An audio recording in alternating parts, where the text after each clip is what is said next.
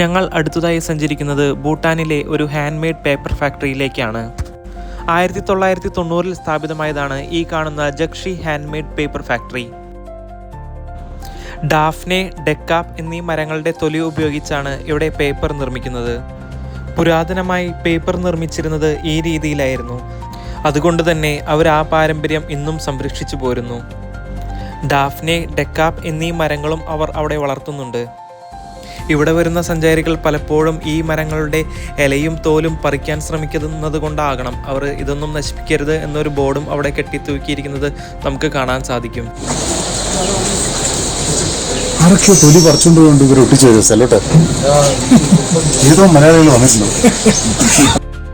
ഈ കാണുന്നതാണ് ഡാഫ്നെ, ഡെക്കാപ്പ് എന്നീ മരങ്ങളുടെ തൊലി. തൻ്റെ ചെറുപ്പകാലം തുടങ്ങി ഒരു പ്രസ് നടത്തിയിരുന്ന വ്യക്തി എന്ന നിലയിൽ ഇവിടെ എത്തിയപ്പോൾ ഞങ്ങളുടെ ഗൈഡിന്റെ സ്ഥാനം സന്തോഷ് സാർ ഏറ്റെടുത്തു. ഈ മരങ്ങളുടെ തോൽ വെള്ളത്തിലിട്ട് കുതിർത്ത് 5 മണിക്കൂർ നേരം തിളപ്പിച്ച് പുഴുങ്ങിയെടുക്കുന്നു. ഈ പുഴുങ്ങിയെടുത്ത തോൽ വീണ്ടും മെഷീനിലിട്ട് ഗ്രൈൻഡ് ചെയ്ത് അത് പൾപ്പാക്കി മാറ്റുന്നു. ഗ്രൈൻഡ് ചെയ്ത് പൾപ്പായി മാറിയ വസ്തു വീണ്ടും അരിപ്പ പോലെയുള്ള ഒരു വസ്തു വെച്ച് വെള്ളത്തിൽ നിന്ന് കോരിയെടുക്കുന്നു. ആ തോലിന്റെ വെള്ളത്തിൽ ഇങ്ങനെ മുക്കിയെടുക്കുകയാണ്. കണ്ടോ? അങ്ങനെ മുക്കിയെടുത്തിട്ട് അതിനകത്തുനിന്ന് ആ നെറ്റിൽ നിന്ന് ആ ഷീറ്റിനെ വേർപെടുത്താണ് ആ നെറ്റിനകത്ത് എടുത്തത്.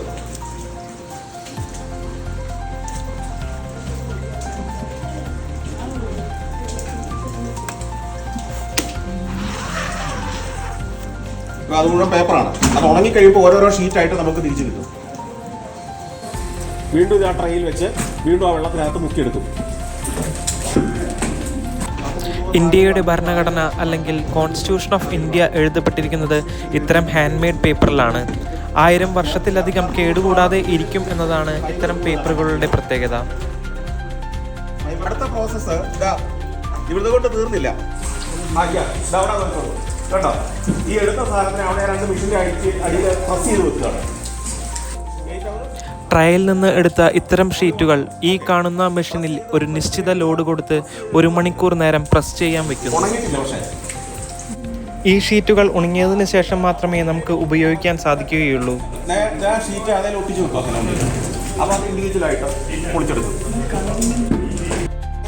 ഈ ടെക്നോളജിയിലാണ് ഉണ്ടാക്കിയത്. ഇതിനെ മെക്കനൈസ് ചെയ്യുകയും മോഡേണൈസ് ചെയ്യുകയും ചെയ്തതാണ് ഇന്നത്തെ പേപ്പർ.